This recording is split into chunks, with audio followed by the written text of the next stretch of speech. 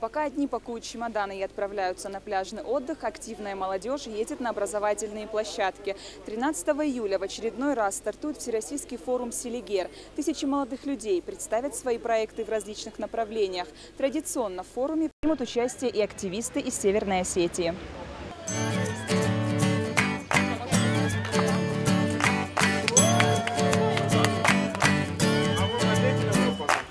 Всего на первую смену республика отправляет 20 человек. Все они прошли образовательную программу и отбор на конвейере молодежных проектов. «Беги за мной», «Команда 2018», «Технология добра» и «Арт-квадрат». В этих направлениях наши делегаты будут представлять свои проекты. Проекты на самом деле очень интересные, потому что ребята, некоторые их не по одному разу уже защищают на различных форумах и на различных конвейерах, которые бывают у нас и в республике, и вне ее.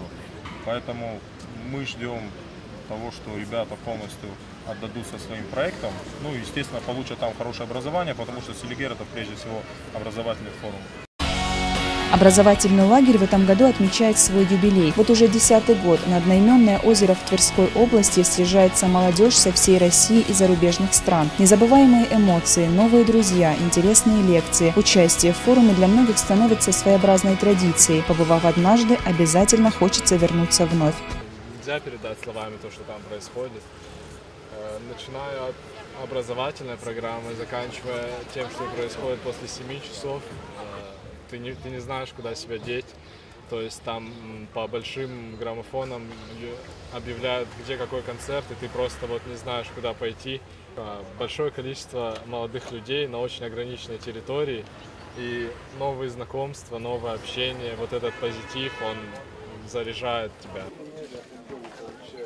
Волнение немного есть. Мы заняли первое место на конкурсе «Ты легенда» в Москве. Вокальный конкурс. Она первая, я третья.